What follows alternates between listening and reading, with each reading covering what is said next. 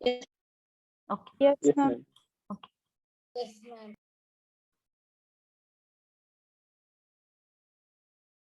Let us discuss the synthetic rubber. Okay, synthetic rubber मध्ये first आपण study करणार आहोत स्टिरीन ब्युटाडाइन. ओके, त्याला शॉर्ट मध्ये बुनायस रबर असं म्हटलं जातं, बुनायस रबर किंवा SBR, styrene butadiene rubber, SBR for styrene butadiene rubber. Okay, तर हा स्टिरीन ब्युटाडाइन रबर जो आहे तो कसा प्रिपेअर करतो आपण, तर फर्स्ट आपण ब्युटाडाइन घेतो. ठीक आहे, आपल्याला दोन रिएक्टंटची गरज आहे, ब्युटाडाइन आणि स्टिरीन. ओके, ब्युटाडाइन हे स्ट्रक्चर कसं असतं, तर त्यामध्ये 4 कार्बन्स असतात, म्हणजे ब्युटेन जो आहे तुमचा, butane.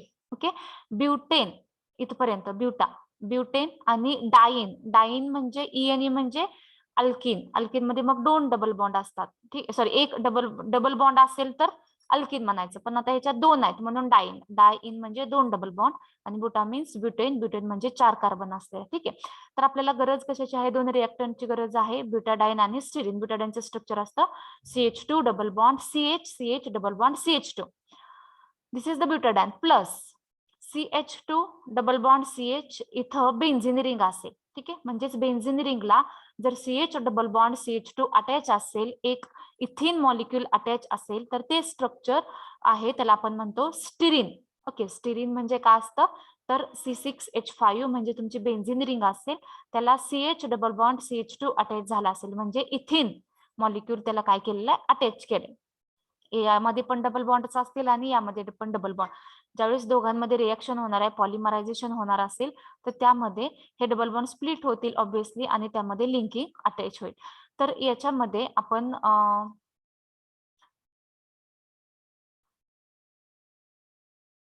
potential per sulfate, what is the catalyst used here?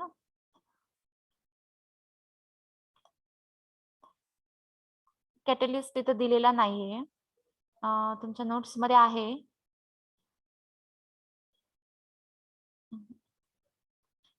Potential per sulphate.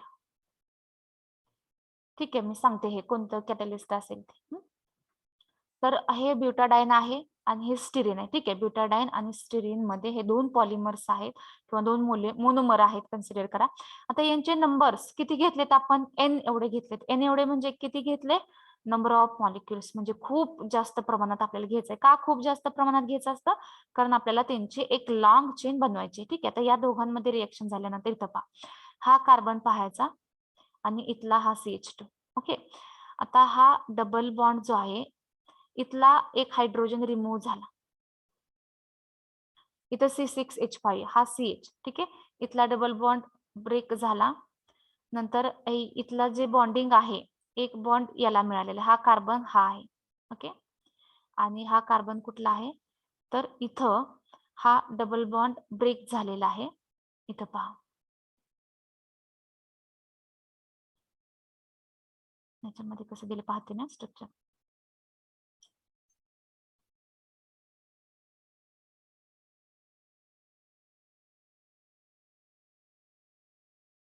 Notes मध्ये चुकलेलं काहीतरी. इथं जो डबल बॉन्ड ब्रेक झालेला आहे, हा इथं आहे असा असेल, CH, इथं डबल बॉन्ड आलेला आहे, 1 2 3 4, 1 2 3 4, नंतर हा 5 आणि 1 6, C6H5 पासून 1 2 3 सिंगल आहेत. इथं पाहूया आपण, 1 2 आणि 3 सिंगल आहेत, चौथ्याला डबल बॉन्ड आहे. नोट्स मध्ये 1 2 3 आणि चौथ्याला डबल बॉन्ड आहे. ठीक आहे, बरोबर आहे दोन्हीकडचं स्ट्रक्चर. ठीक आहे, आता इथं पहा, आता आपण स्ट्रक्चर कसं फॉर्म झालंय ते स्टडी करू. इथला जो डबल बॉन्ड आहे हा कन्सिडर करा.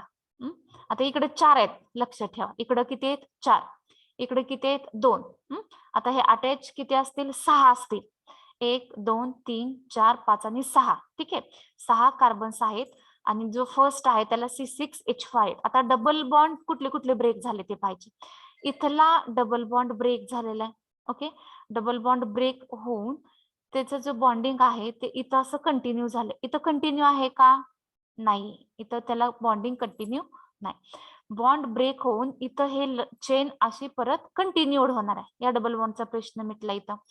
नंतर आता इथं पहा, जो 1 2 3 फोर्थ कार्बन ऍटम आहे, 1 2 3 4, त्या फोर्थला इथं डबल बॉन्ड होता, 1 2 3 ला आहे, 1 2 3 ला इथं डबल बॉन्ड आहे.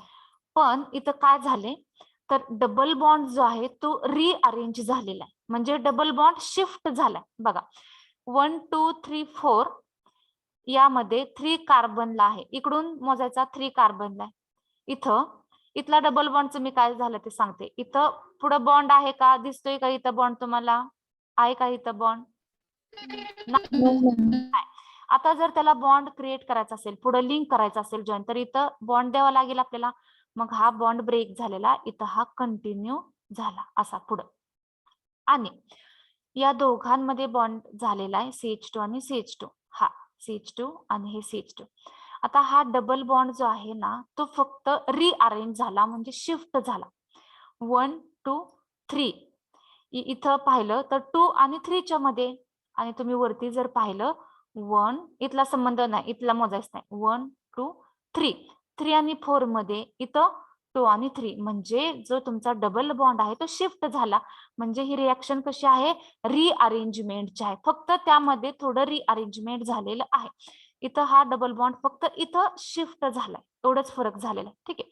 आणि इथं हायड्रोजन आणि या इथला बॉन्ड इथे एक ह्या आता सेम सेम या कार्बनला एक इलेक्ट्रॉन मिळणार, या कार्बनला एक, ह्या कार्बनचा जे इलेक्ट्रॉन्स आहे ते पुढे बॉन्ड करतील, या कार्बनचे इलेक्ट्रॉन्स हे पुढे बॉन्डिंग साठी यूज करतात हे दोघांमध्ये, म्हणून ह्या दोघांमध्ये इथं बॉन्ड तयार झाला.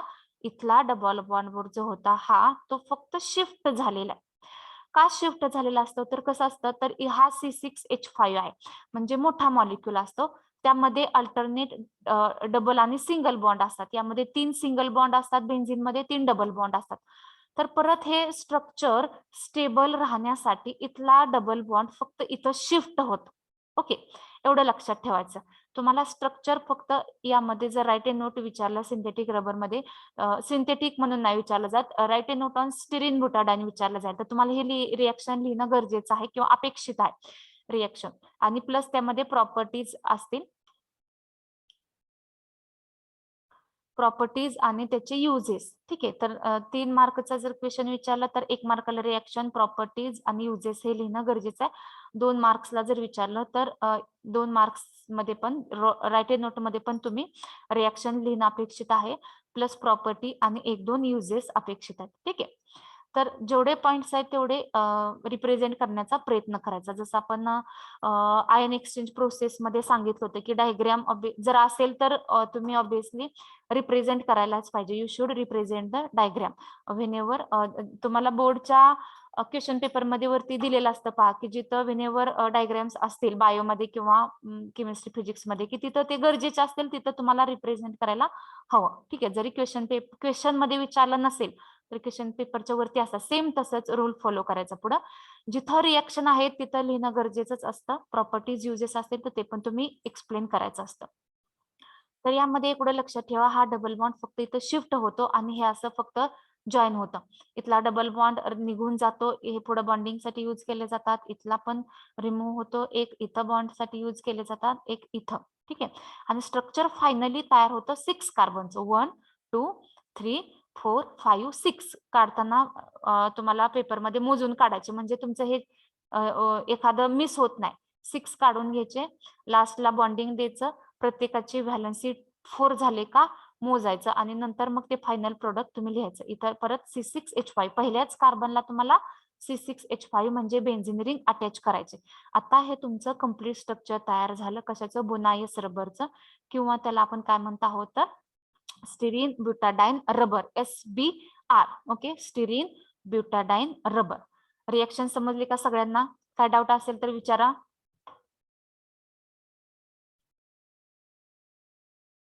हॅलो, रिएक्शन समजली? Yes ma'am. Yes ma'am. Okay, doubt असेल तर विचारा, म्हणजे तेवढंच क्लिअर करता येते.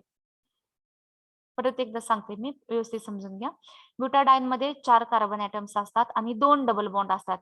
दोन सेंटरला 2, इकडे एक, इकडे एक. 1 ला एक, 4 ला एक. इकडून जरी मेजर केला IUPAC नेमिंग साठी 1 आणि 4 सेम असेल. नंतर ब्युटाडाईन सोबत आपल्याला पाहिजे असतं स्टिरीन. मग स्टिरीनचं स्ट्रक्चर कसं असतं?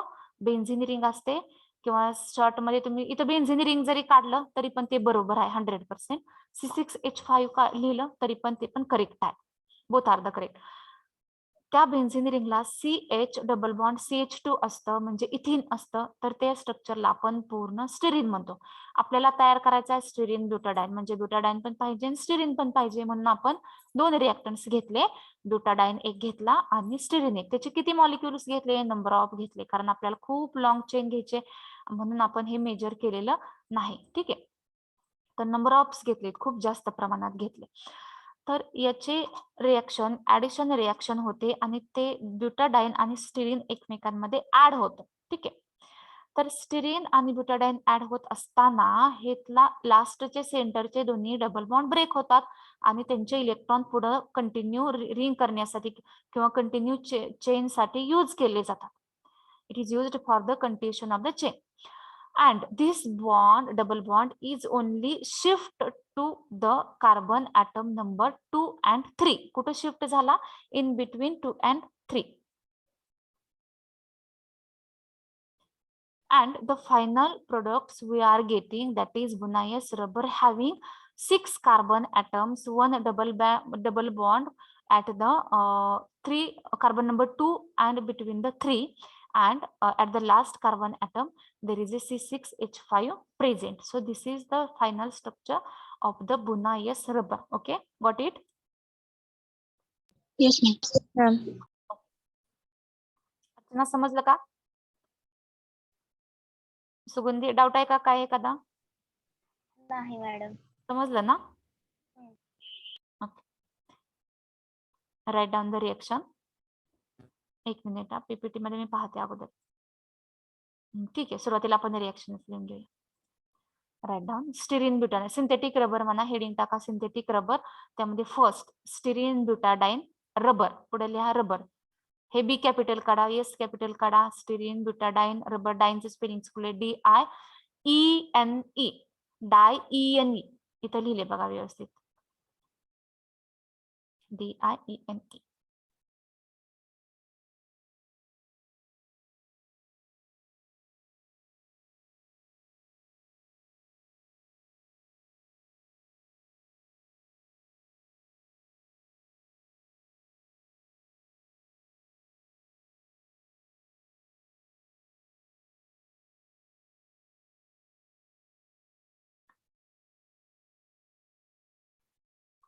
स्टिरीन ब्युटाडाईन ब्रॅकेट मध्ये SBR, styrene butadiene rubber in bracket SBR oblique Buna S rubber. Buna S rubber हे त्याचं कॉमन नेम आहे.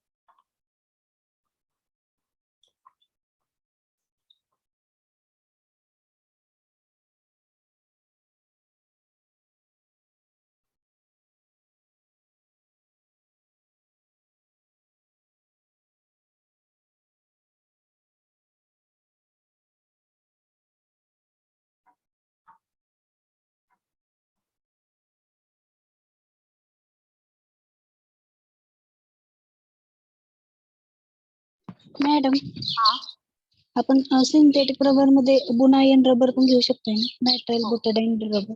हो, ओके. सिंथेटिक मध्ये जेवढे तुम्हाला माहिती असेल ते सगळे, बुनायन असेल वगैरे ते सगळे.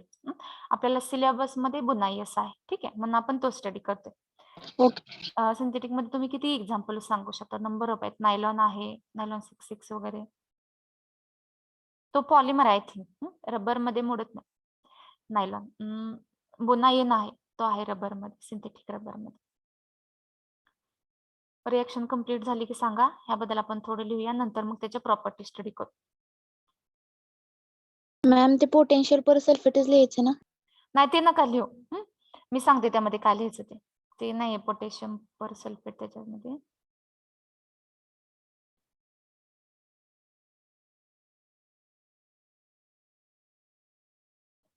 Potassium per sulphate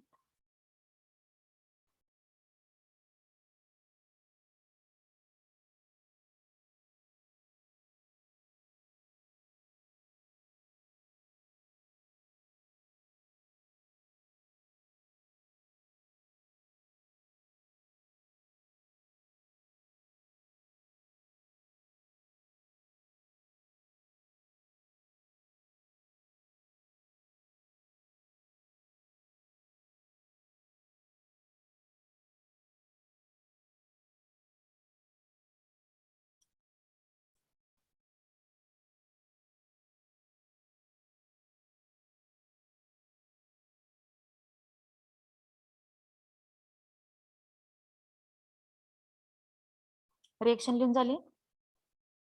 yes ma'am.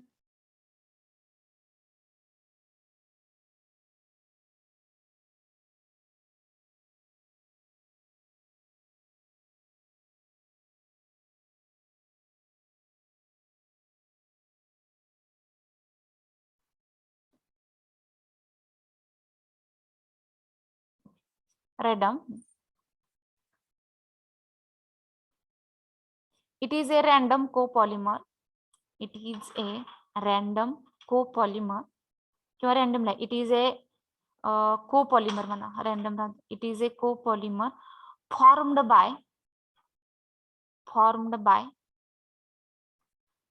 polymerization of a mixture of 1:3 butadiene and styrene. Proportion कसं असेल त्यांचं 1:3 butadiene and styrene in the presence of peroxide catalyst. In the presence of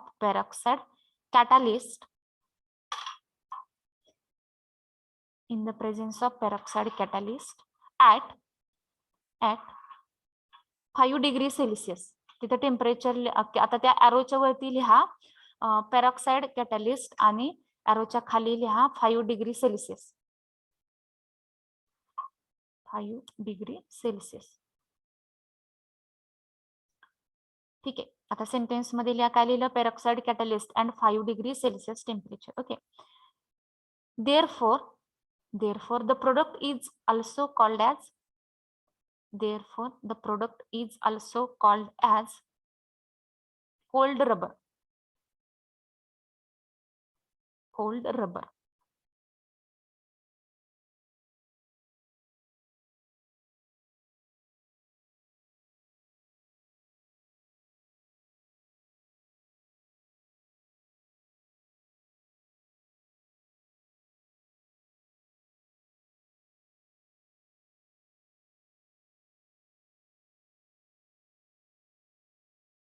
Okay, is it over? Yes, ma'am. Okay.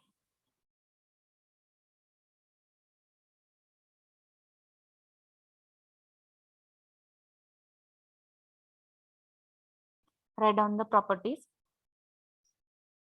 First, point to point लिहायचं, असं paragraph type नाही लिहायचं. First point लिहा.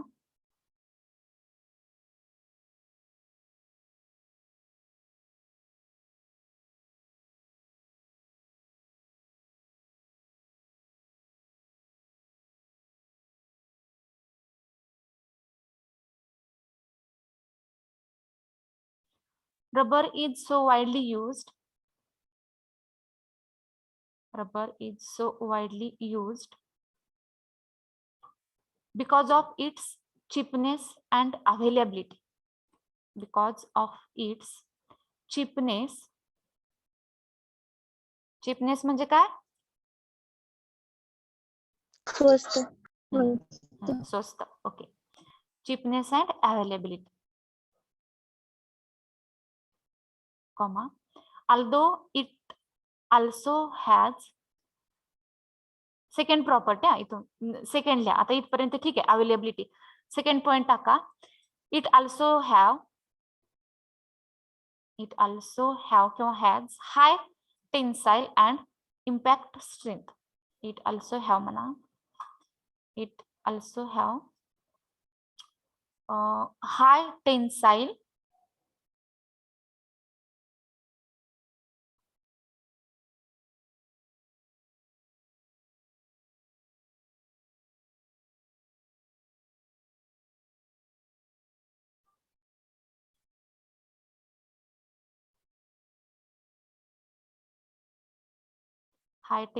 and impact strength, comma, resilience,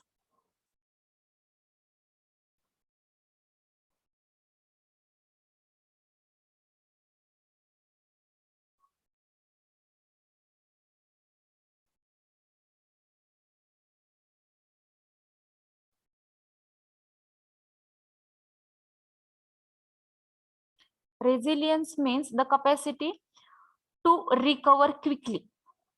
म्हणजे रबरमध्ये hole वगैरे पडले, ठीक आहे, तरी पण ते एकमेकांना लवकर अटॅच होतात. रेझिलियन्स म्हणजे काय तर the property of any substance, for example rubber असेल तर लवकर रिकवर होण्याची जी प्रॉपर्टी असते त्याला आपण रेझिलियन्स म्हणतो. ठीक आहे, लगेच रिकवर होतं, ब्रेक झालं लगेच रिकवर झालं. ठीक आहे.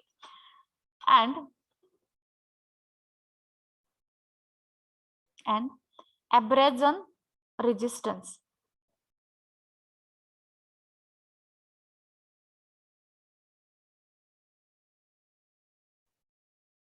ॲब्रेशन किंवा ॲब्रेजन पण म्हणू शकता तुम्ही. म्हणजे त्याला ओरखडे पडले असतील किंवा त्याचं घर्षण झालं असेल तर त्यामुळे त्याचा जर सरफेस हार्श झाला असेल तर त्याला ते रेजिस्ट करतं. आता जेवढे रबर स्टिफ असेल, जेवढे स्ट्रॉंग असेल तर त्यावरती ॲब्रेशन बरेचसे येत नाहीत. काही रबर असतात की त्याला लगेच ओरखडे, जर खूप स्मूथ असेल तर त्याला लगेच ओरखडे वगैरे पडतात. तर ही बुनायस रबर जे आहे तर ते त्याला ओरखडे वगैरे पडत नाहीत किंवा लगेच ब्रेक होत नाही. आणि जरी झालं त्याला काय ओरखडे वगैरे पडले तर ते लगेच रेझिलियन्स प्रॉपर्टी चांगली आहे त्याची, म्हणजे लगेच रिकवर होतात. ठीक आहे, तर त्याचा हा सरफेस जर हार्श झाला असेल तर ते रिकवर पण होते. ॲब्रेशन म्हणजे काय तर त्यावरती त्याचं घर्षण झालं असेल तर किंवा त्याचं घर्षण आता हे रेजिस्ट करणार आहे घर्षणला, त्याच्यावरती ओरखडे पडले तर त्याला ते काय करणार आहे, रेजिस्टन्स करणार आहे, म्हणजे विरोध करणार आहे. म्हणजे त्यावरती सहजासहजी ओरखडे पडणार नाहीत, सहजासहजी त्याचा असं सरफेस आहे तो हार्श होणार नाही त्यावरती, किंवा त्याला खड्डे वगैरे पडणार नाहीत त्या रबरला. तर त्याचा जसा सरफेस आहे तसा आहे असा राहण्याचा त्याची प्रॉपर्टी आहे. म्हणजे ॲब्रेशनला हा बुनायस काय करतो, रेजिस्ट करतो. ठीक आहे. थर्ड प्रॉपर्टीला it's flexible in, it is म्हणा, it is flexible in low temperature.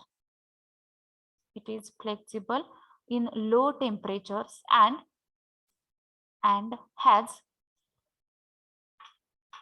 decent heat resistance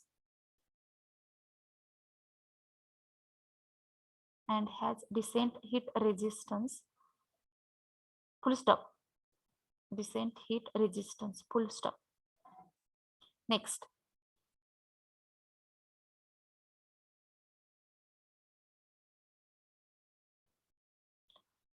SBR is also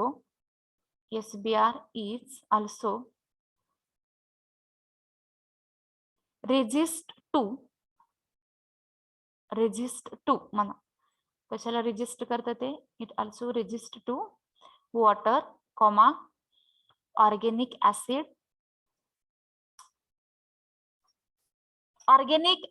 आणि इनऑर्गेनिक ऍसिड. ऑर्गेनिक कोणते आणि इनऑर्गेनिक कोणते?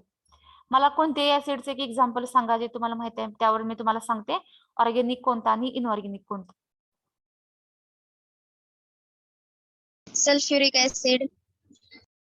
हा, सल्फ्युरिक ऍसिड हे इनऑर्गेनिक ऍसिड आहे. अजून एखादी एक्झाम्पल सांगा. Carboxylic acid it organic. Is an organic. Okay, हे काय ऑर्गेनिक आहे. Acetic acid. Acetic acid organic. Nitric acid inorganic. अजून सल्फ्युरिक ऍसिड. हायड्रोक्लोरिक ऍसिड कसं आहे, ते ऑर्गेनिक का इनऑर्गेनिक? इनऑर्गेनिक. ज्या ऑर्गेनिक कशाला म्हणायचं, त्या ऍसिड मध्ये कार्बन हायड्रोजन प्रेझेंट असतील तर, म्हणजे हायड्रोकार्बन्स असतील तर म्हणायचं ऑर्गेनिक, नसतील तर मग इनऑर्गेनिक.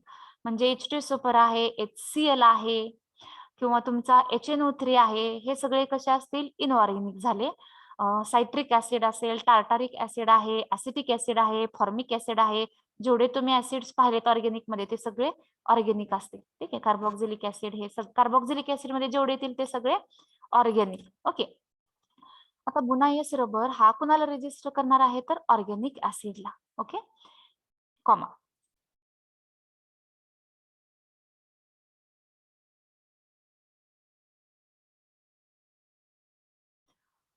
कीटोन, अल्कोहोल, केमिकल मध्ये लिहू नका, हे सगळे केमिकल्स आहेत. दुसरं अजून कुठलं वेगळं केमिकल लिहायची काय गरज नाही. Ketone comma alcohol and aldehyde full stop. तेवढंच. रेजिस्टन्सच्या बद्दल आपण सुरुवातीला लिहिले. Ketone comma alcohol and aldehyde full stop.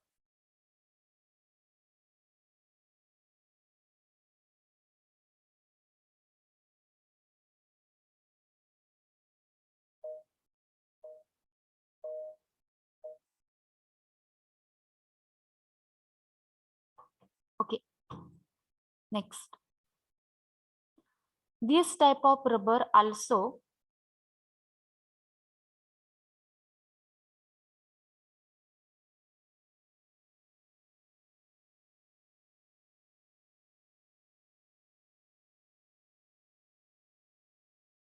एक मिनिट ना. Okay. This type of rubber also ages better than natural rubber. म्हणजे नॅचरल रबर पेक्षा तो जास्त काळ टिकून राहतो.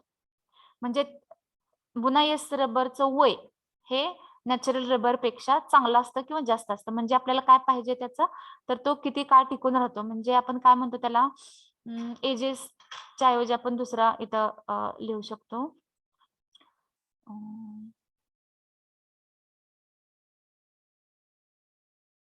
इट्स ड्युरेबिलिटी लिहूया आपण, ड्युरेबिलिटी. ठीक आहे, write down. This type of rubber having किंवा the Buna S rubber having higher durability. Buna S rubber having higher durability.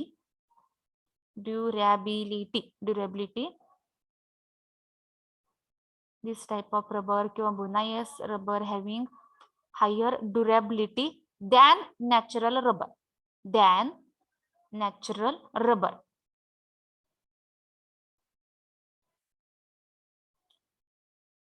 And is crack resistant.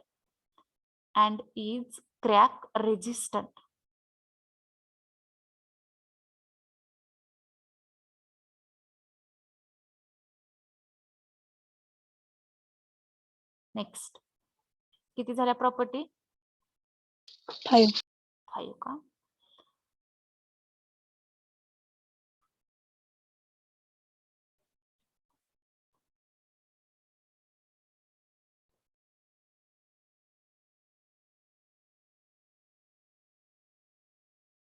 Next, it is able to accommodate.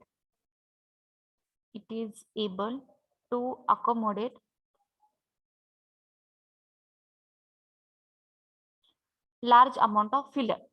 म्हणजे त्यामध्ये high amount मध्ये filler add होऊ शकतात.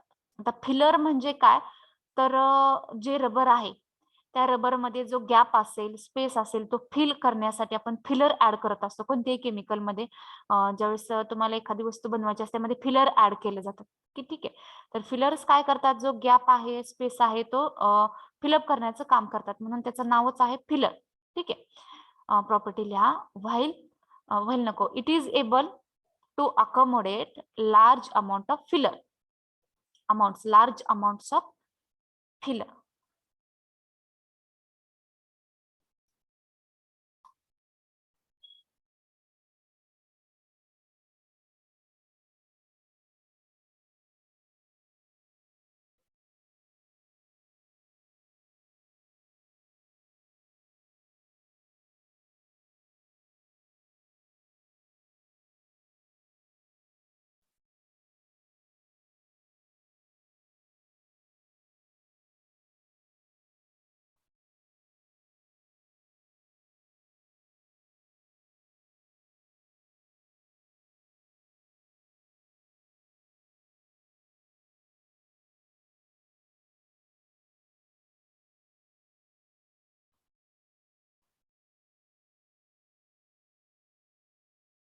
Amounts of filler लिहिलं.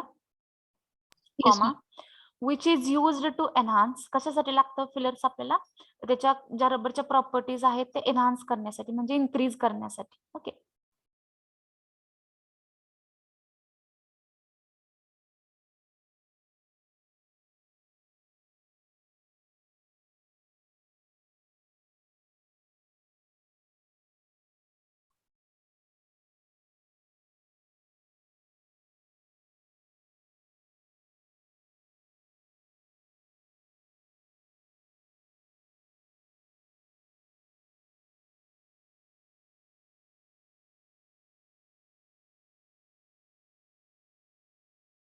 Uses next किंवा applications.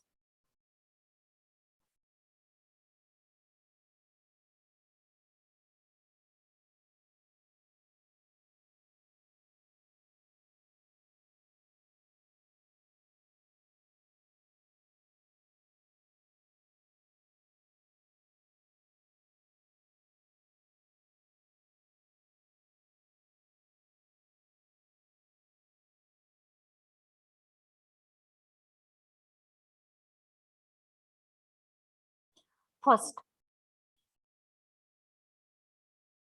write down.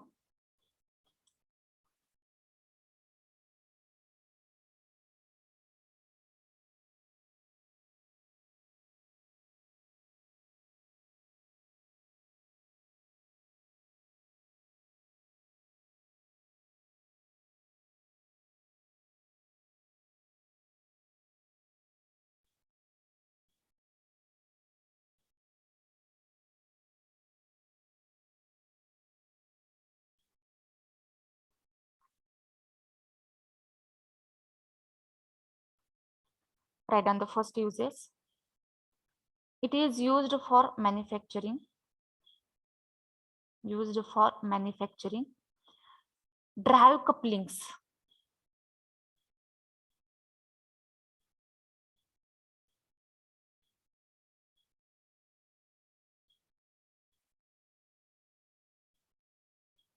Comma. Hall of pads.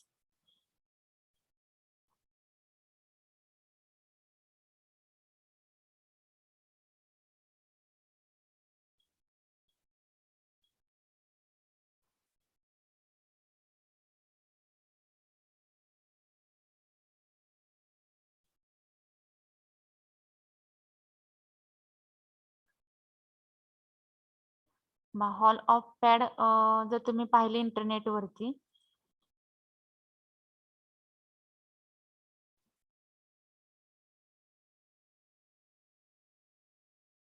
मी त्याचे images दाखवते तुम्हाला जे जे तिकडे आहे ते.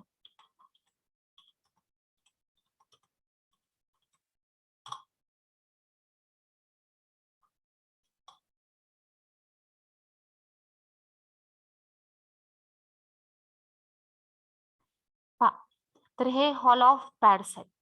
हे रबर्सचे बनलेले असतात. इथं ह्या मशीन्स मध्ये ते यूज केलेले दिसत आहेत. इथं या मशीन्स मध्ये आहेत. तर हॉल ऑफ पॅड म्हणजे हे रबरचे आहेत. हे पण हॉल ऑफ पॅड आहे बघा. आता हे पिढ्याच्या गिरणीसारखी एक रोलिंग मशीन आहे तिथे यूज केले. हे पण तसंच आहे.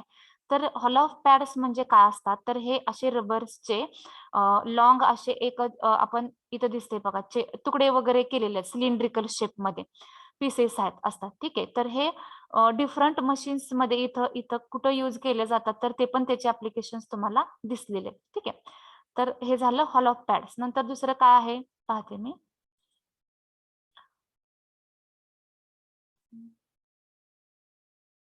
Okay. Drive coupling, hall of pads, conveyor belts. Conveyor belts म्हणजे सेम तेच. कन्व्हेअर माहिती आहे तुम्हाला म्हणजे पिठाची गिरणी सारखा जसं असतं ते सेम.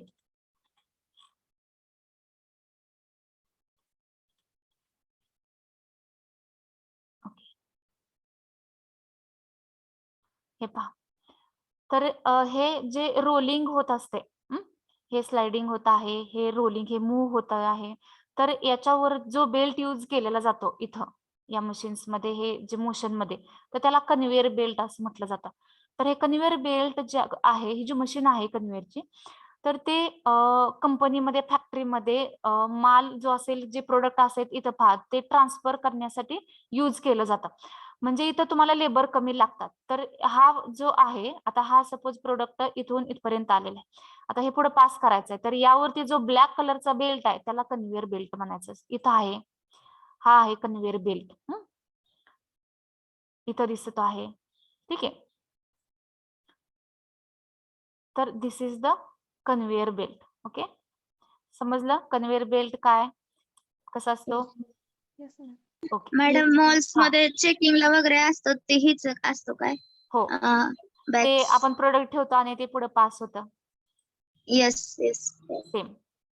तर तो कन्व्हेअर असतो. जे मशीन मध्ये ती जी मशीन आहे ते प्रिन्सिपल जे बेसिक आहे त्यावरती जे बेल्ट ठेवलेलं असतं त्याला कन्व्हेअर बेल्ट म्हणतात. ठीक आहे, अजून आपण पाहूया काय ते एक्झाम्पल सांगितलं. अजून कन्व्हेअर बेल्ट आहे, शू सोल माहिती आहे तुम्हाला, हिल्स पण माहिती आहेत, ऍडिझिव्ह आहे, रोल कव्हरिंग्स असतील, कार टायर माहिती आहेत. ठीक आहे, बट नॉट ट्रक टायर, कारचे tyre not truck tyre. Various other moulded रबरचे गुड्स असतील म्हणजे माल, रबरचा काही माल जो बनवलेला असेल तो.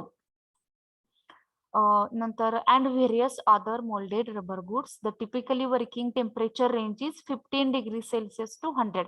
नॉर्मल रूम टेम्परेचरला हे वर्क करत असते. ठीक आहे, ऍप्लिकेशन मध्ये आपण कुठपर्यंत लिहिलं, हॉलो पॅड्स लिहिले, कॉमा कन्व्हेअर बेल्ट लिहा, comma shoe soles and heels, comma adhesives,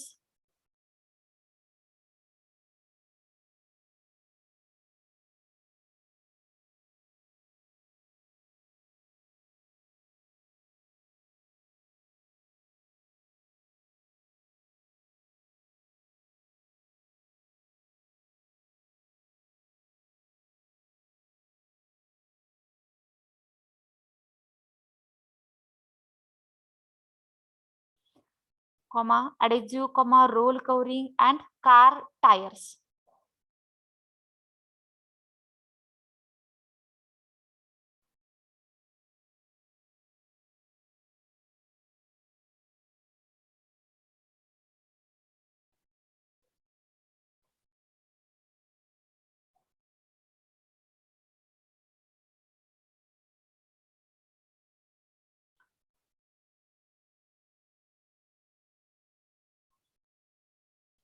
And various other molded rubber goods, and various other molded rubber goods.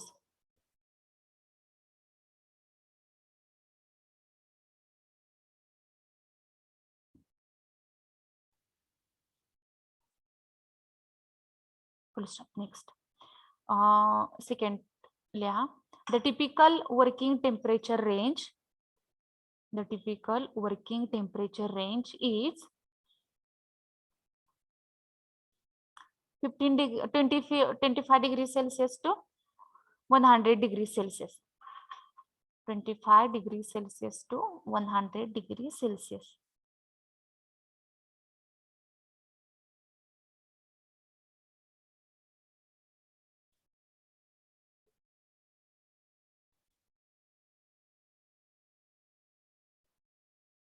Ma'am ते -25 नाहीये का? हा राईट. थांबा मी पाहते तरी पण चेक करते. मायनस नसेलच.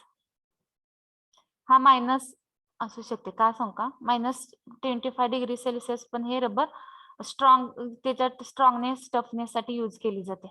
मायनसच आहे ते, लिहा मायनस. ओके, -25 टू 100 प्लस 100, इथं प्लस दिलंय याचा अर्थ ते मायनसच आहे. ओके, नाहीतर मग नॉर्मली द्यायचं असेल तर 25 टू 100 सांगितलं असतं. इट इज मायनस टू -25 एवढ्या कमी टेम्परेचर पासून 100 पर्यंत वर्क करू शकतं ते, त्या टेम्परेचरला स्टेबल राहत.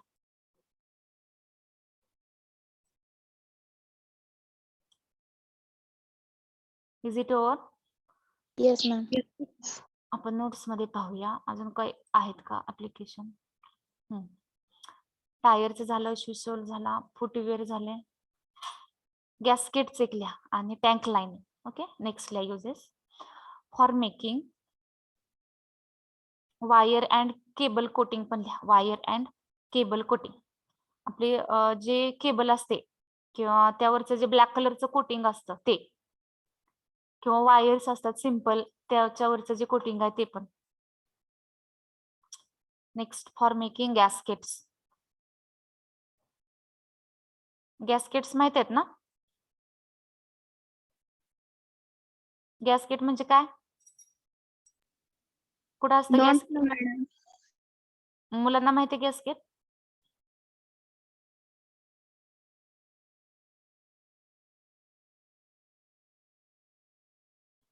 हॅलो, मुलं आहेत का? Yes, ma'am. गॅस्केट म्हणजे काय?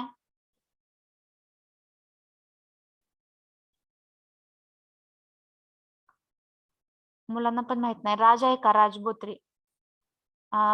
केशव आहे का? Keshav, hello yes ma'am. Keshav, पाहिलं गॅस किट तुम्ही? पाहिलं असेल मॅडम, नक्की तेच आहे का माहित तेच आहे नाही. का माहित नाही, की नाही. फोर व्हीलर मध्ये किंवा फ्रीज आहे का सगळ्यांच्या घरी? सगळ्यांच्या नसेल तर ज्यांच्या आहे त्यांच्या. तर Yes, त्या ma'am. फ्रीजला दरवाजा बंद करताना पाहायचं, बंद करताना पण नाही, ते दरवाजा पहा, ओपन करा आणि त्याच्या साईडला रबरचं असं चौकोनी एक लाइनिंग आहे. Yes, ma'am. बरं, Yes, ma'am. तुमचे फोर व्हीलर पाहिलीच असेल, सगळ्यांकडे असेल म्हणत नाही मी. कधीतरी कुठेतरी प्रवासाला वगैरे देवाला लय मुलं जाते ती, है की नाही. मुलांमध्ये बऱ्यापैकी मुलींपेक्षा मुलांचं प्रमाण खूप आहे फिरायला देवाला जाण्याचं. तर कोणत्याही गाडीमध्ये साधी ओमनी जरी घेतली तर जो तुम्ही फोर व्हीलरचा ज्यावेळेस दरवाजा बंद करता तर तो आपटतो का? नाही आपटत. त्याला रबरचं एक लाइनिंग बसवलेलं असतं, तर त्याला म्हणायचं गॅस्केट. कळलं आता? Yes, ma'am. Yes, ma'am. आपण अजून इमेजेस बघू त्याच्या तरी पण. मला तेच माहित आहे, अजून आहे का पोया ओनली गॅस्केट आणि त्याच्या इमेजेस. ठीक आहे, इथं पहा. हे जे लाइनिंग असेल त्याला सगळ्याला गॅस्केट म्हणायचं. हे असेल. आता आपण आपल्या फोर व्हीलर. Hello ma'am. हा कुकर असतो की हा, नाही, त्याला त्याची पण जी म्हणायचं. रिंग येस, असते ना, ते पण गॅस्केट. Yes, very good. लगेच क्लिक झालं मुलींना. हे पहा, जे दोन पार्ट्स असतील ते फिट बसण्यासाठी रबरचं जे यूज केलं जातं त्याला गॅस्केट म्हणायचं. सगळी मॅक्झिमम शेतकऱ्याचीच मुलं आहेत. आता हे तुम्ही कुठे पाहिलेले रे? हे कुठे चेंबूर बसवतो मॅडम. आपण, है का नाही? चेंबूरला. Yes, हा, ma'am. तर त्याला म्हणायचं गॅस्केट. आपल्याला माहित नसतं, आपण त्याला टाळी काहीतरी म्हणतात टाळी. रबरची. हा, टाळी पण टाळी. म्हणतात रबरची, है ना. तर ते सगळं गॅस्केट. रबरचा जो पार्ट असतो दोन पार्टला फिट करण्यासाठी जो बसवला जातो, मग ते फ्रीजचं लाइनिंग असेल चौकोनी, हे चौकोनीच असेल असं नाही, कोणत्याही शेपमध्ये असू शकेल, जसं त्या मशीनचा पार्ट असेल तसं. तर रबरचा जो पार्ट असेल, लक्षात ठेवायचं, बुनाईस रबर आहे. मग रबरचा जो पार्ट असेल तो फिट करण्यासाठी, त्यामधून लिक्विड बाहेर पडू नये किंवा त्याला शॉक पासून ऍब्सॉर्ब करण्यासाठी, शॉक प्रूफ बनवण्यासाठी, ते सगळं जे प्रॉपर्टीज असतील तर त्यासाठी आपण गॅस्केट यूज करतो. तर गॅस्केट हे रबरचं बनलेलं असतं. ठीक आहे, तर दोन मशीन मध्ये आपण ते यूज करतो. नंतर काय लिहिलं आपण नोट्स मध्ये? गॅस्केट नंतर लास्ट लिहा आता, for making tank lining. Tank lining म्हणजे जे आता एका विद्यार्थिनीने सांगितलेलं की ते कुकरची जी रिंग आहे ती सेम तसं लाइनिंग. आता ते टँक मोठ्या प्रमाणात जर केमिकलचा टँक असेल आणि त्याला आपल्याला एक वरून त्याचं झाकण बसवायचं आहे, ठीक आहे, तर त्याला जे लाइनिंग दिलेलं असतं तर ते टँक लाइनिंग कन्सिडर करा. मोठा कंटेनर असेल, बॉयलर असेल, तर त्याला जे बसवलेलं असेल, तर ज्यावेळेस एखाद्या झाकणवरती त्याला बसवलेलं आहे रिंग, तर त्याला लाइनिंग म्हणायचं. ओके, मग ते कशी असू शकते? कुकरची असेल किंवा मोठ्या टँकचे असेल. कुकर हे बेस्ट एक्झाम्पल लगेच इमॅजिन करण्यासाठी त्या मुलीनं बेस्ट एक्झाम्पल सांगितलंय बघा, त्यावरून तुम्ही टँक लाइनिंग इमॅजिन करू शकता. ठीक आहे, right on the last application, that is tank line.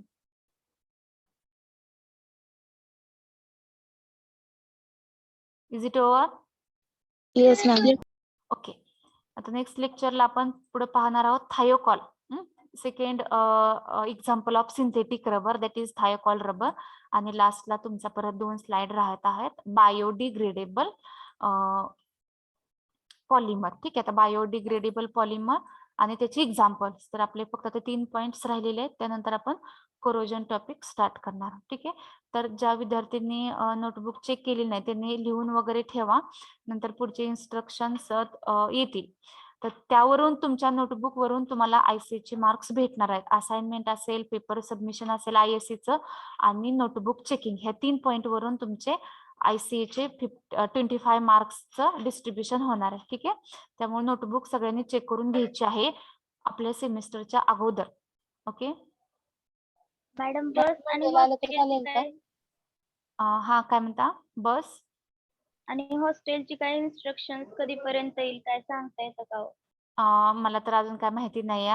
Karan Patil sir आहेत बघा रेक्टर, त्यांना तुम्ही विचारू शकता. ते कुठपर्यंत आले किंवा कधी स्टार्ट होणार आहे तेच कल्पना देऊ शकतील तुम्हाला. मॅडम? हा, बोला. नोटबुक मंडेला चेक केली तर चालेल का? हो चालेल, आहे मी मंडे, ठीक आहे. हॅलो मॅडम, हा बोला. कालचं लेक्चर अपलोड करा की टीचिंग हो डायरी मध्ये. करते, आज करते, कालचं आजचे पण दोन्ही अपलोड करते, ठीक आहे. ओके.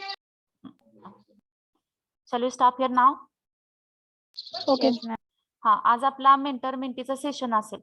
त्यामध्ये आपण थोडे डिस्कस करू अजून काय काय प्रॉब्लेम येत असतील, काय पॉईंट्स असतील तर, क्वेश्चन डाऊट. ओके. किती वाजता? सॅटर्डे, तर सॅटर्डेला निसार शेख सर जॉईन करणार. आपण फोरला जॉईन करूया. मी तुम्हाला टाइम सांगते, लिंक सेंड करते मी, ठीक आहे, माझ्या मेलवरून. रेग्युलर लिंकला तुम्ही शेख सर सांगतील ते शेख सरच्या बॅचची मुलं जॉईन करू शकतील. जर त्यांनी नाही जॉईन केलं तर आपण ती लिंक यूज करूया, नाहीतर मग आपण नवीन लिंक तयार करते, ठीक आहे. मी त्यावरती ग्रुपवरती तुम्हाला 4 वाजता मेसेज करते आपल्या टेलिग्राम डिव्हिजनवरती. Okay. Yes ma'am. Okay, we will stop here now.